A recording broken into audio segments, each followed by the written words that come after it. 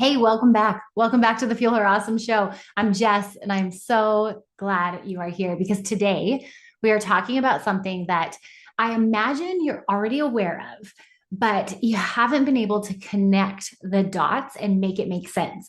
I just posted this story on Instagram about how I have sleep problems during my luteal phase, and I was talking through some of the ways I've mitigated that insomnia during perimenopause. And I had someone message me and said, "Oh my gosh, I never connected those dots. Like I knew I was having sleep issues here or there, but I never recognized that it was in alignment with my cycle." And so these are some of the things that I think happen and we notice and we know, but we don't connect the dots. So today I'm going to be your dot connector.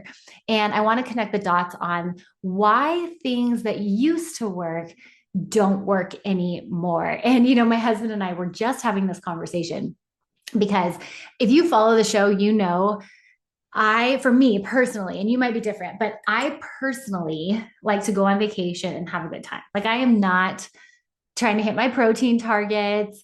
I'll eat in ways that make me have enough energy for what we're going to do. But when I go on my family vacations, you better believe I'm getting all the desserts with my kids. If I'm with my side of the family, I'm eating all my mom's stuff. If I'm with my husband's side of the family, we're eating all the delicious homemade Mexican food. I mean, I believe in showing up and being there fully, and that includes food. That is in alignment with my personal values. Now, you might be different, but for me and my husband, that is how we operate. And what's always happened when we go on vacations or seasons where we're not in our routine is we come back and we're like, oh, all right, we're going to get back into our routine, which we talked about in our first episode of this Real Reset series. And it would take like a few days for us to kind of go, oh, okay, there we are again. I think of like, there I am again. I've found myself. But as we've gotten older and in the past few years, we were like, man, it does not take a couple days. It takes like 2 weeks.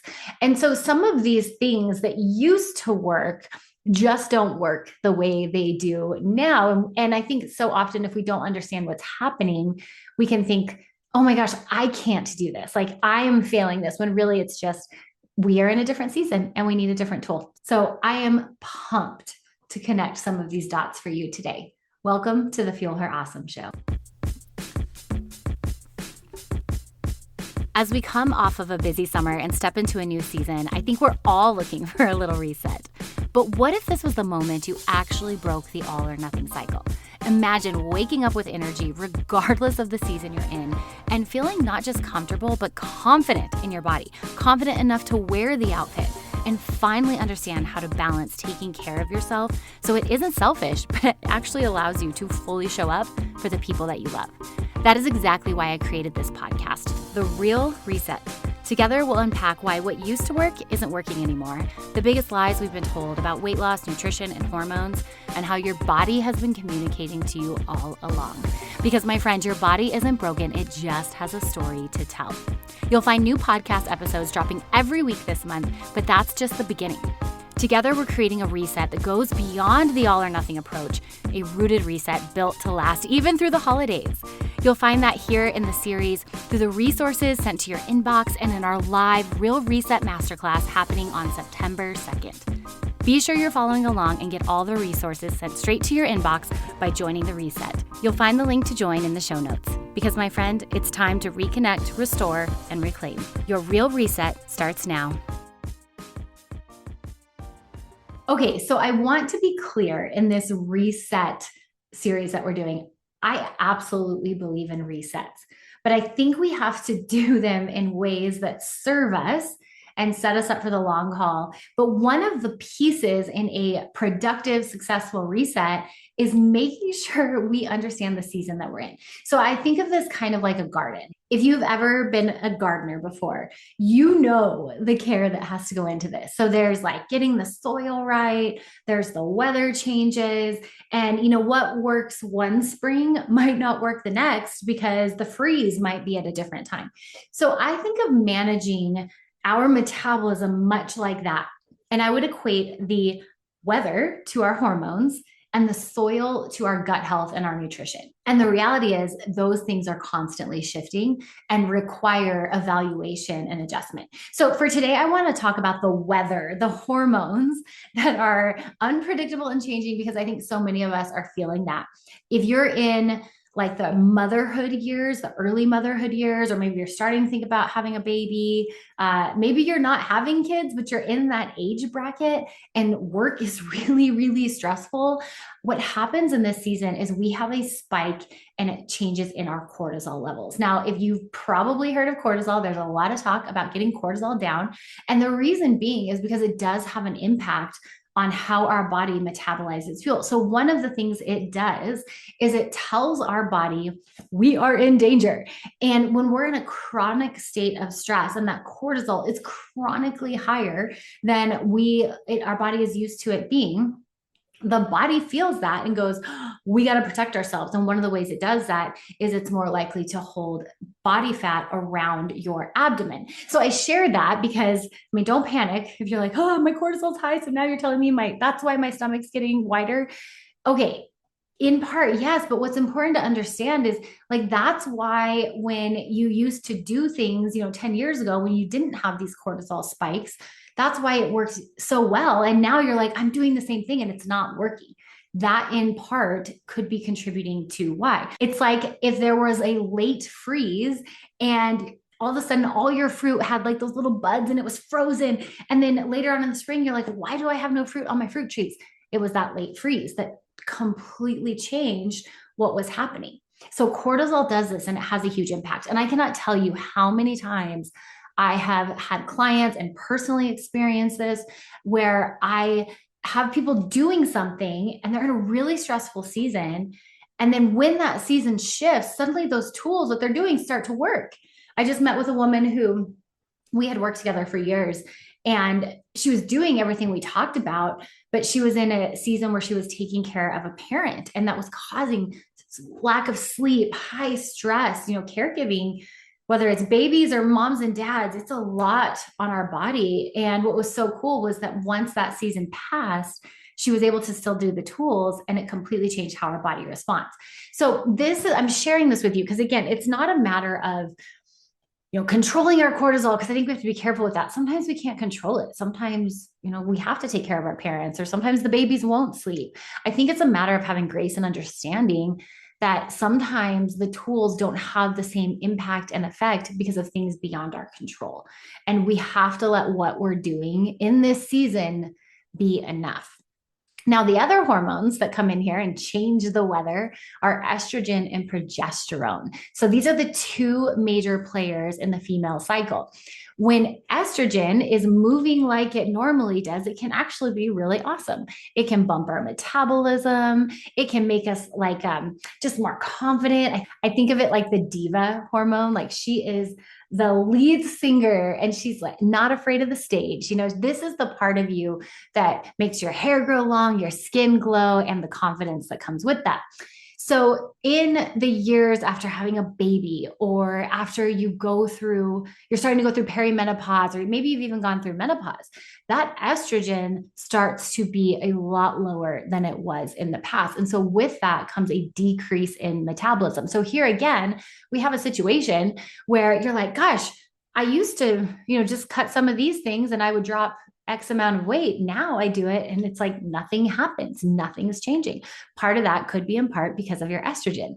I know this is why I am seeing that change when I come back from vacation and my pants are a little tighter than I like them to be.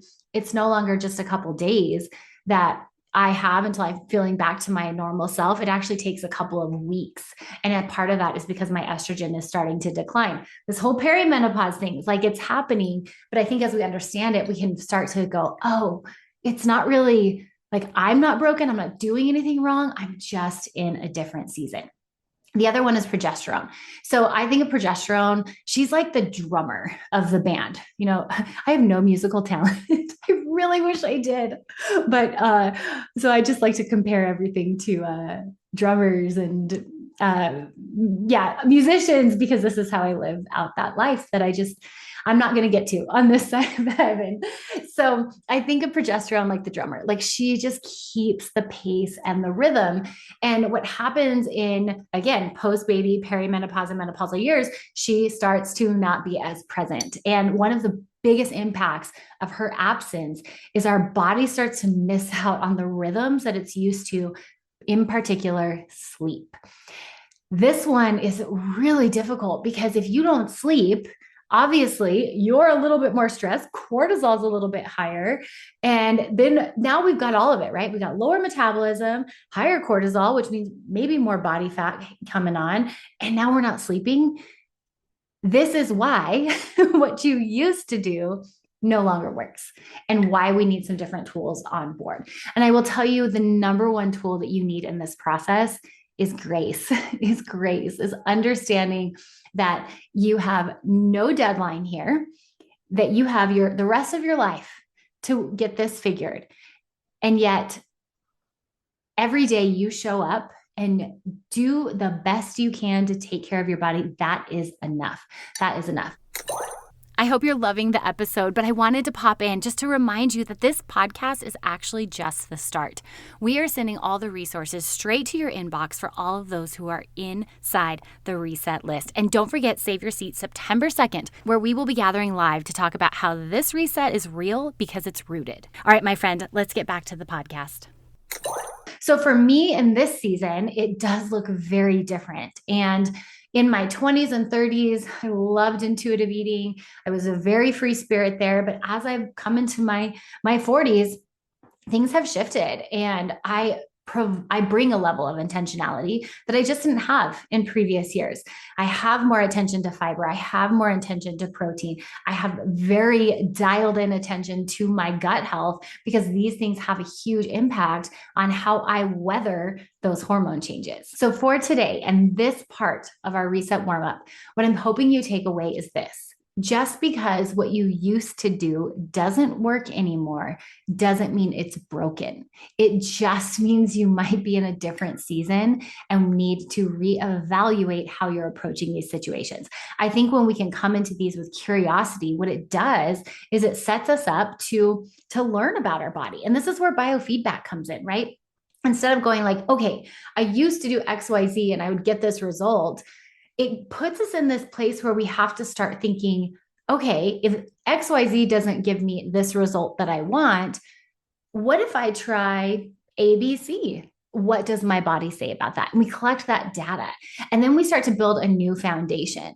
And what's really beautiful about this transition and this different mindset is that it sets you up to listen to your body, to live in your body. And every year I get older, the more important I think it is to value what my body has to say over social media, that news article, what I used to believe. I have to live in tune and in presence with what my body is telling me today. Now, if you're someone who's like, I love this, Jess, but I don't even know when I'm hungry. Like I don't even know when my cycle is. I don't track my cycle. I am so excited you're here, because this is the stuff we're talking about in the Real Reset on September 2nd. Guys, I'm talking about these tools to help reconnect you to your body and connect these dots, because I truly believe no matter what season you're in, babies, post babies, crazy work schedules, perimenopause, menopause, any of those seasons that you are in, there are ways to tune in, listen, and trust your body. And I think when we miss that, we miss an element of life that allows us to be present. And there's nothing more than I want for every single one of you listening than that, to be present in your own body, because I think being present and awake and aware mind is a mind that can engage and enjoy life. And ultimately, that is what empowered eating is for, is to feel comfortable in our body so that we can engage and get the most out of life. Because I don't know about you, life is pretty cool. Like there are endless opportunities. I mean, you could like pick up and live out of a camper van for a year and take your kids on road school. This is a thing. I know this. My best friend did this. And you could sell everything, move to another country and immerse your kids in another culture. Again, I know this because my bestie has done this.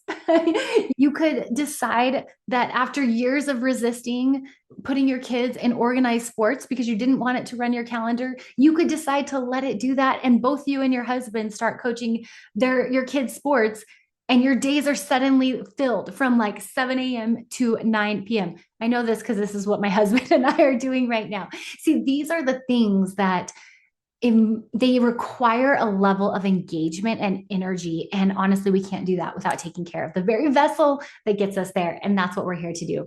All right. So for today, I want you to start thinking, okay, just because like if I'm frustrated that something's not working that used to work, instead of just getting mad and letting that be the end of the story and blaming myself, I want you to start to get curious.